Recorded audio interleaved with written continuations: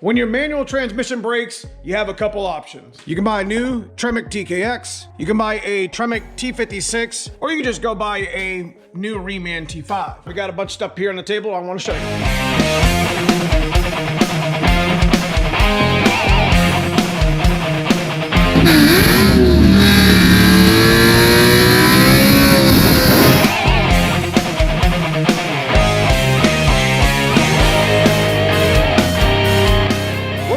Some of those things today. There's a couple other options you can do. So what you have basically right here, blown apart T5 transmission. So hopefully this can help somebody out there with a stick shift car that may not be able to afford that whole swap, maybe get some idea on what it would cost and some of the things they should be looking for. Now, none of this stuff is broken. This is all kind of preset ready for us to put back together. Now, this is a kit from Tremec. This is actual Tremec synchronizers, carbon fiber synchronizers, hand blocker rings. Got all the original Timken bearings, as you can see, from the Tremec kit. You got your main shaft, first, second, third, and input, which input is actually the fourth gear as well.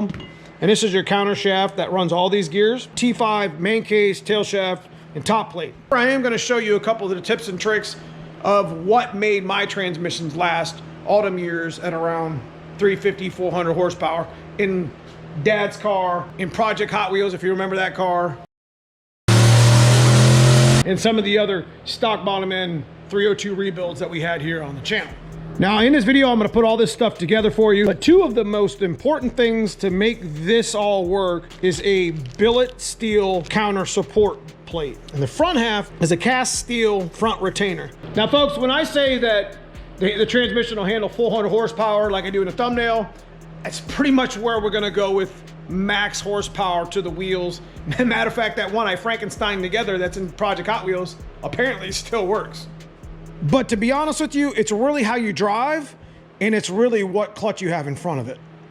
Now I get it, this stuff back here isn't cheap either. There's about $1,000 right here. But if you're handy with some basic tools and you own a half-ton press of some sort, you can really fix it yourself.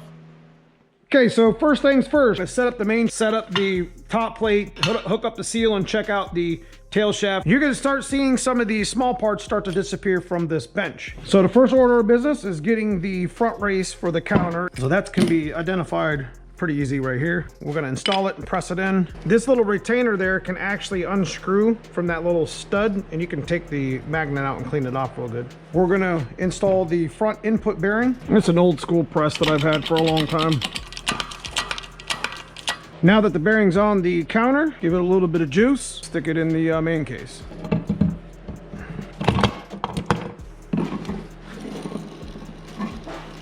Now we'll put the rear counter shaft bearing on. It's always nice to have these old bearing caps. Sounds pretty good so far. Now we're at the point that I want to talk about with strength. Probably one of the best parts that you can get if you're going to rebuild your own T5 is this billet steel counter support plate. This goes in place of the old little tin whatever. This thing flexes a lot. Look at the difference between the two.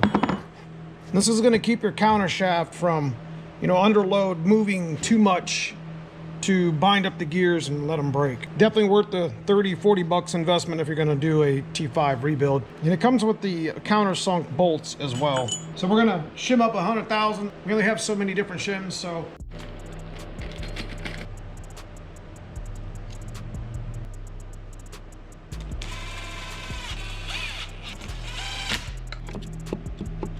I should have a dial indicator on here.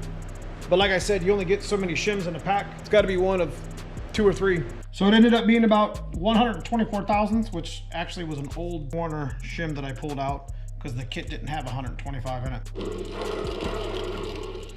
I like that sound. So next we're gonna set up our input shaft, get all the needle bearings in here, the input shaft bearing, and the seal for the new retainer.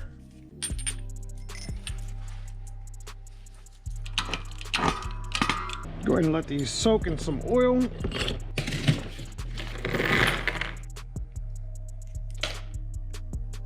See, once you lock this last one, it keeps them all in place. So the input shaft is now ready. Go ahead and put the seal in. So the next piece on our list is pretty easy. It's the top plate. I have already checked these forks to make sure they're not busted. This is a world-class 8793 style. So it's, like I said, it's got the sensor on the side. Put some new fork pads. Also in the kit comes with 2 rubber rings. This one back here is like a seal for the tail shaft. Keeps the transmission from leaking at the top. We're ready here as well. So the tail shaft housing looks pretty good. Got to make sure that this vent is open and isn't all clogged up, because that's like the vent for your actual transmission. That little O-ring we just changed, this is where it seals at. I'm going to be replacing the sleeve. This is very, very important. Keeps your transmission literally from leaking. Slot goes in and press it in and put our new seal on.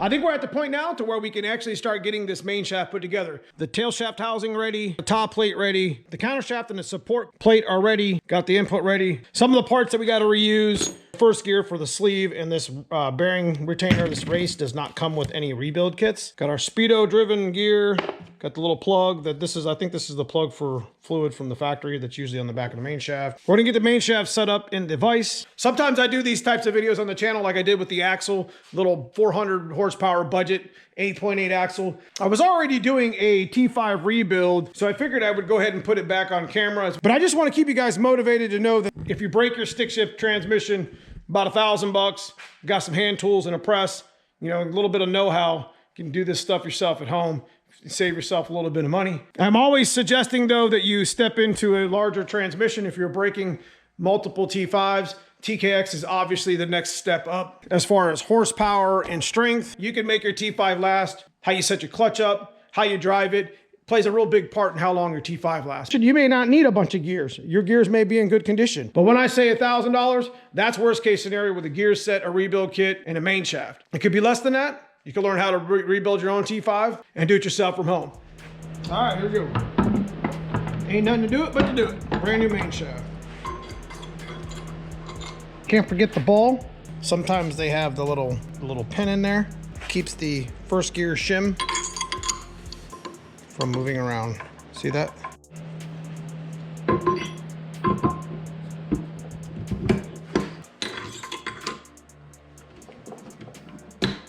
A little bit of a trick with when you turn this main shaft over, all this stuff that you just put on wants to fall off. But if you hold it and keep it in place, flip it over, you could actually press this on without like hammering it or whatever. Okay, we got the main shaft on, got the yellow gear on. You can go to websites and match up the gear for your rear gears and get the proper one for your speedo cable. So I wanted to take a quick second and show you, look how beat up the engagement teeth. What you're looking at is the engagement teeth on first, second, input, third. And this is why we bought a new slider as well. You can see how beat up the slider is. See how it gets stuck right there? New slider, look at that. That's gonna pay dividends when I'm shifting from first to second. It's gonna be butter, it's gonna be beautiful, look at that. So that's why I bought a new slider. They're not very much money, definitely should be one of your rebuild things that you get. I like to take grease and just kind of cover these keys up. I mean, some people use rubber bands. I think Bob even used them. And make sure you're in the slot with the Synchro. Once you get pressure on it, then you're good to go. Make sure we're not bound up on our keys. And we are. See that? Common issue. Got enough pressure on it now. Holding it down. Should tap right on. Keys in place. Make sure we're not bound up. Perfect.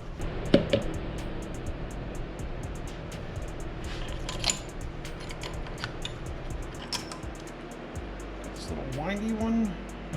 Got second gear bearing, second gear, and this little thing that rides. Usually try to stick them in there about halfway. Slides right in. Put our spacer in. These usually like get bent up over time, even though they clip in. Another trick before you actually stick the third gear in there, you got to make sure that it clears the spacer. There's about 5 or 10 thou there. Got to make sure. Sometimes this little spacer clip doesn't contract enough into the groove. Got third gear here, cage bearing, got the little sleeve here. Put it in nice and even. Okay, we're almost there. Last thing on the main shaft, we got to put our 3/4 slider in our hub. Appreciate you guys watching this long. These are some tips and tricks of T5 rebuilding on top of what Bob Hanlon shows you. I didn't show you any disassembly. I didn't show you any really inspection outside of the teeth and the slider. I mean, if you're rebuilding a T5, you know, some of the things I'm telling you right now are some of the things you need to look for. So we got to get this 3/4 slider together. I'm going to go ahead and put the reverse one together as well. Collect my keys, and I usually like to find like a nice hard surface here to work with. You got to put these keys in. You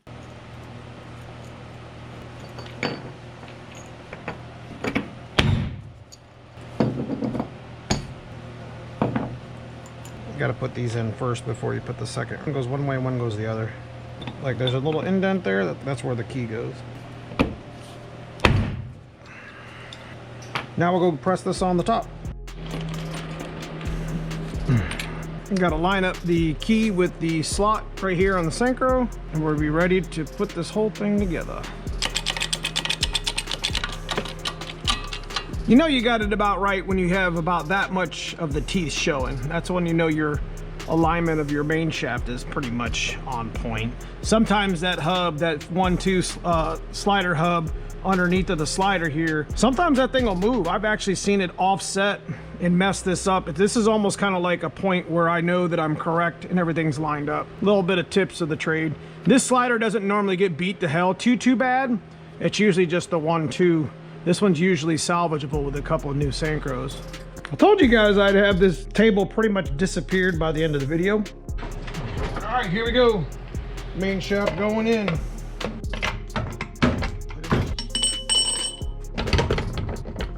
We're gonna go ahead and build the back side of the gear in and such.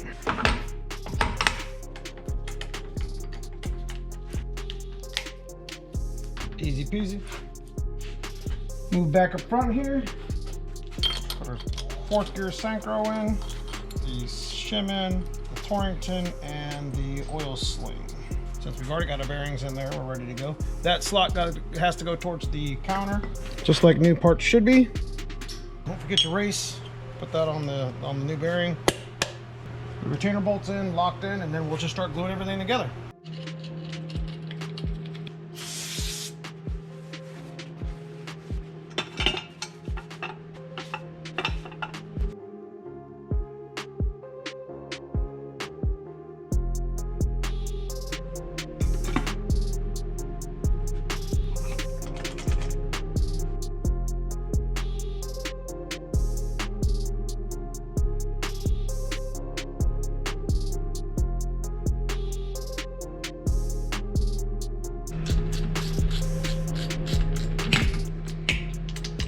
Okay, we're pretty much down to the tail shaft housing, the shifter turret to put in, the bushing to put in. Not really a whole lot left to go here. We're gonna actually shim the transmission up, and then we're gonna go through the gears real quick, call it a video.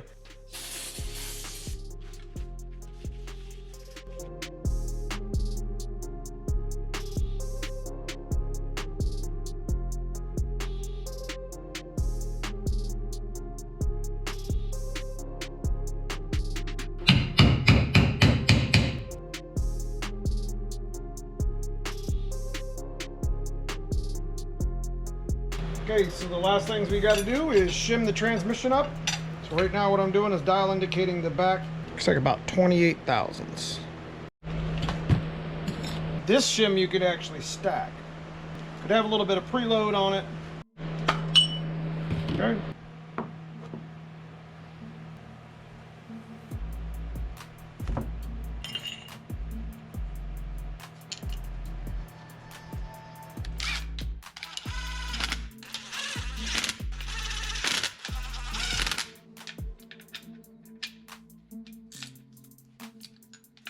Okay, so our last trick of the day is to put our old B&M shifter on here and go through the gears.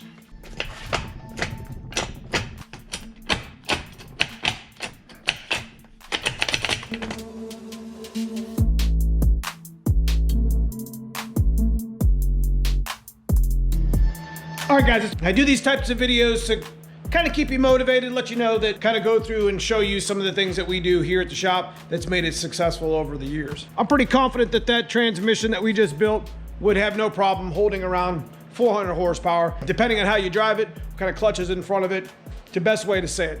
But at this point, if you break a couple of those, it might be time for you to step up into a TKX or even maybe a T56 mag, depending on what you got going on in your ride.